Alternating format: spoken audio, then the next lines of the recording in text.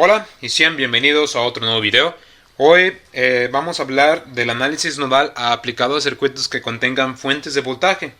Y bueno, pues en los circuitos se presentan dos casos. El primer caso y el más sencillo es el caso número 1, el cual nos dice si una fuente de voltaje está conectada entre el nodo de referencia y el nodo de no referencia. Simplificamos poniendo el voltaje de la fuente dependiente o independiente como el valor del nodo de voltaje de no referencia. ¿A qué se refiere esto? Para esto me voy a basar en este circuito, el cual, pues aquí ya tenemos el caso número 1 aplicado. Vemos que esta fuente de voltaje está conectada entre el nodo de referencia, que es la tierra. Recordemos que el nodo de referencia siempre va a ser la tierra de nuestro circuito, el cual tiene un potencial de 0 volts. En el caso de que no tengamos especificada la tierra, se elige el nodo de referencia en función del número de ramas que estén conectados a ese nodo. Es decir, entre mayor sea el número de ramas, nos va a reducir el tiempo de análisis para resolver el circuito. Pero por lo regular todos los circuitos siempre deben de llevar el signo de tierra, o el símbolo de tierra más bien. Entonces, ya una vez dicho eso, nuestros nodos de no referencia son estos: el nodo del voltaje V1, V2 y V3. La fuente pues ya está conectada entre el nodo del voltaje V1 y nuestro nodo de referencia. Para este caso vamos a tomar el voltaje V1 como el voltaje de la fuente, que en este caso va a ser 10 volts, lo cual ya nos va a simplificar el tiempo del análisis. ¿Por qué? Porque ya va a ser necesario simplemente encontrar dos ecuaciones para poder obtener los demás nodos de voltaje. Entonces, ya para el nodo del voltaje V2, aquí hay un problema, ya que el análisis nodal implica aplicar la ley de corriente de Kirchhoff. Es decir, necesitamos conocer la corriente que circula en cada uno de esos elementos. Por ejemplo, podemos expresar la corriente de estas dos ramas o dos resistencias en función de la ley de Ohm. Por ejemplo, para la resistencia de 2 ohms podemos expresar la corriente como la diferencia de voltaje V2 menos V1 dividido entre 2. Eso nos daría el valor de la corriente. De igual forma para esta resistencia. Pero para la fuente de voltaje nosotros no podemos describir la corriente para esta fuente. ¿Por qué? Porque es una fuente de voltaje. No podemos nosotros hacer la diferencia de V2 menos V3 dividido entre la resistencia. ¿Por qué? Porque no hay resistencia. Entonces necesitamos conocer la corriente que circula en la fuente para poder aplicar la ley de Kirchhoff, lo cual no se puede hacer. Entonces aquí entra el concepto de supernodo. El supernodo, vamos a ver qué nos dice. Dice el caso número 2. Si el voltaje de la fuente, dependiente o independiente, está conectada entre dos nodos de no referencia, los dos nodos de no referencia forman un supernodo en el cual es necesario aplicar las dos leyes, que es la ley de corriente de Kirchhoff y la de voltaje. ¿Y qué es un supernodo? Bueno, un supernodo se forma encerrando una fuente de voltaje dependiente o independiente conectada entre dos nodos de no referencia y cualquier elemento conectado en paralelo con él. Entonces, aquí tenemos esta fuente de voltaje, la cual está conectada entre dos nodos de no referencia, que es el V2 y el V3. Entonces, todo esto forma un supernodo. Entonces, aquí ya podemos aplicar la ley de corriente de Kirchhoff. Una cosa importante es, vamos a utilizar una convención que aprendí de un libro. Me gustó esa forma que utiliza el autor para poder aplicar el análisis nodal, y es asumir en cada uno de los nodos o en el supernodo, asumir que siempre las corrientes están saliendo. Por ejemplo, para el nodo del voltaje V1, siempre asumir que las corrientes salen o asumir que las corrientes entran. Cualquiera de esas dos convenciones, puedes usar cualquiera de esas dos, pero nunca debes revolverlas o confundirte. Yo, voy a elegir la convención que utiliza el autor, que es asumir que las corrientes siempre salen. Entonces, para el nodo del voltaje V1 sería esto. Y para el supernodo, sería las corrientes que salen del supernodo sería esta otra y esta otra. Entonces, para que quede más claro esto, vamos a resolver este circuito. Y bueno, pues nos va a quedar lo siguiente. Resolviendo este circuito, ya lo he pasado en limpio. En primer lugar, debemos de identificar el número de nodos que hay en nuestro circuito. Tenemos, este es un nodo, este es otro nodo, este es otro y este es otro nodo. Por lo tanto, n a qué va a ser igual. pues n va a ser igual a ¿qué? A 4. Es decir, hay 4 nodos en nuestro circuito. El análisis nodal nos dice que n-1 va a ser igual a 4 menos 1 va a ser igual a 3. Quiere decir que de los 4 nodos, solamente 3 van a ser nuestros nodos de voltaje, los cuales debemos de calcular para conocer el valor del voltaje que hay en esos nodos. Entonces, ya una vez mencionado eso, tenemos nuestro nodo de referencia, que es la Tierra, y tenemos nuestros 3 nodos de no referencia, que les voy a asignar las etiquetas de V1, V2 y V3. Ya tenemos identificado eso.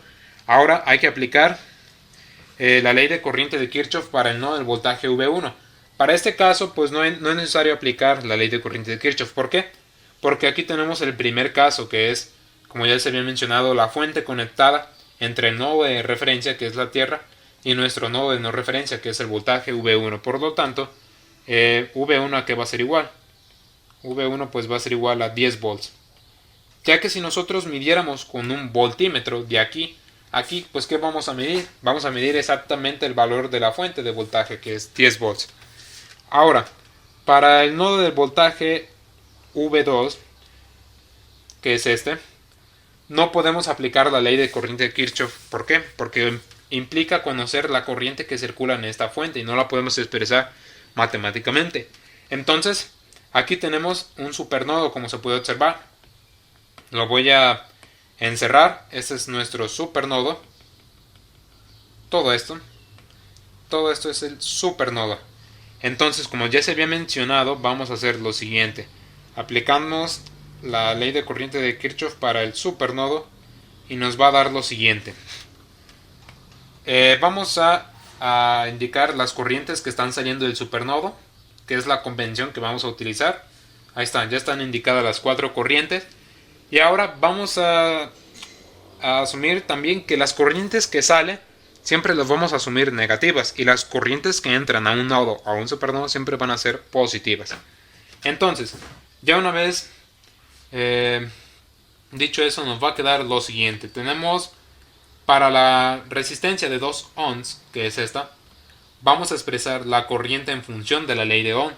Entonces, como está saliendo, la corriente va a ser menos la diferencia de voltaje, que va a ser V2 menos V1, dividido entre la resistencia de 2 ohms.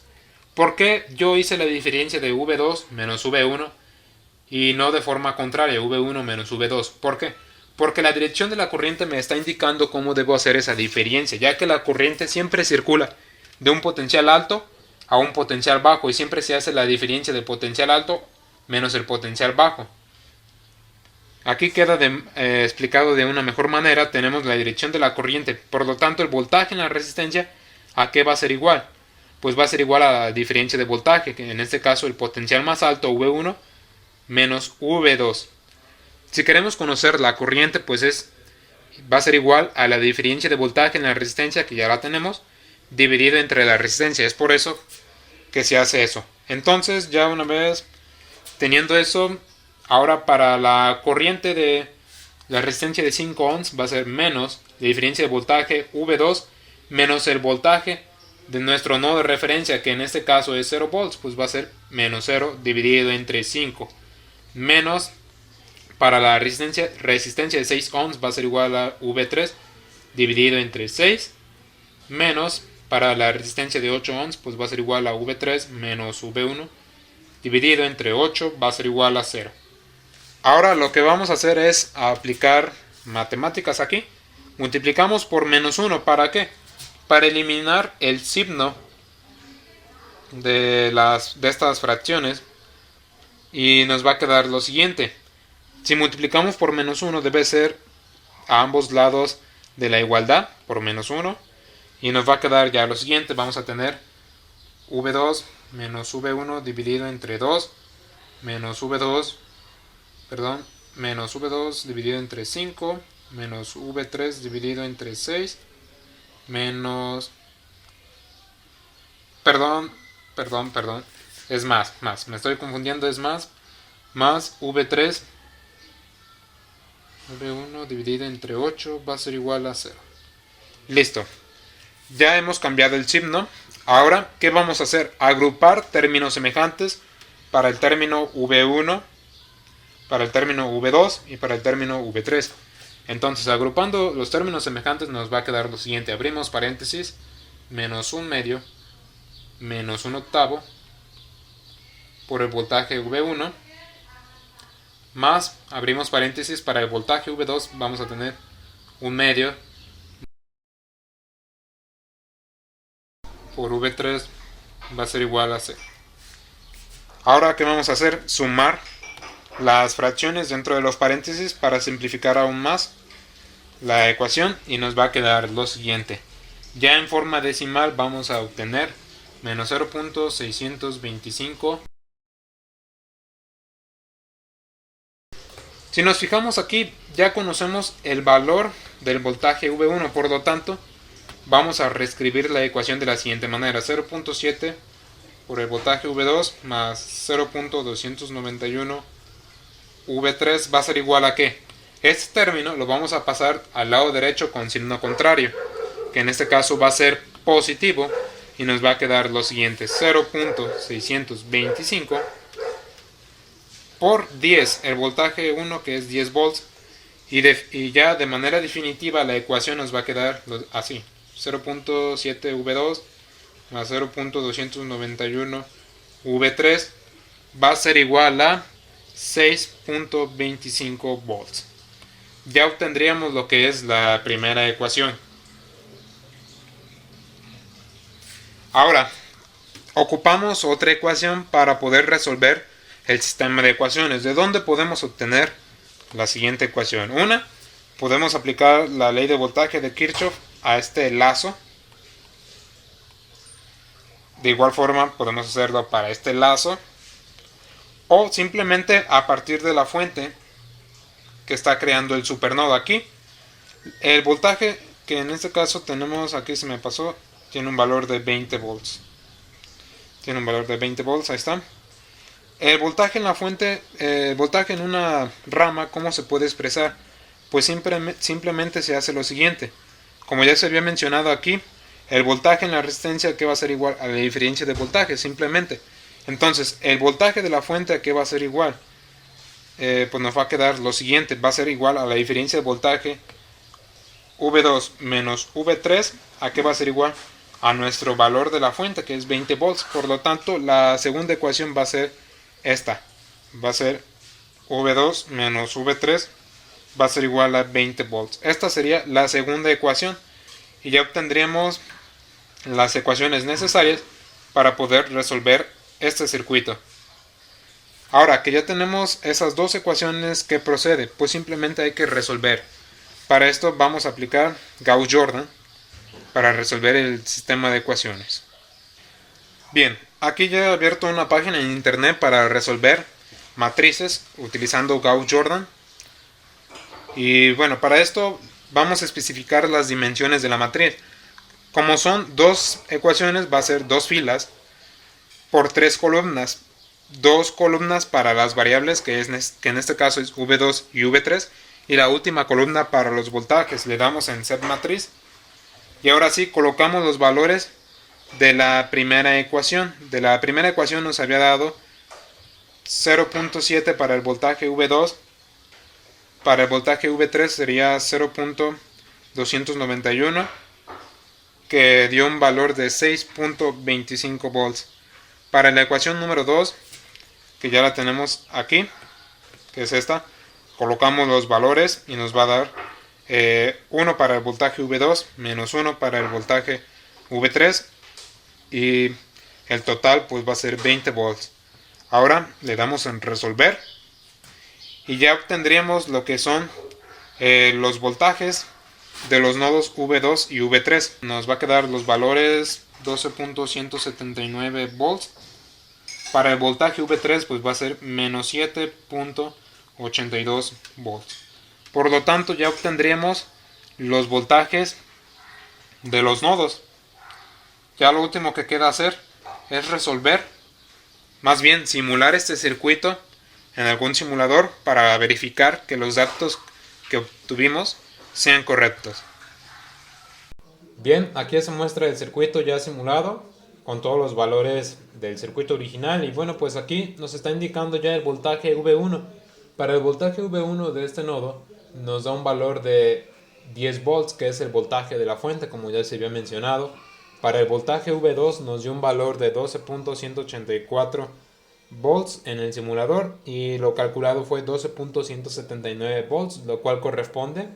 Y para el voltaje V3 nos dio menos 7.815 en el simulador y calculado fue menos 7.82 volts. Quiere decir que todos los cálculos se hicieron de manera correcta. Y bueno, pues por mi parte sería todo. Hasta aquí finalizaría con todo. Ya después voy a subir más videos con circuitos un poco más complejos. Este es simplemente una breve introducción. Y bueno, pues gracias por su atención. Nos vemos.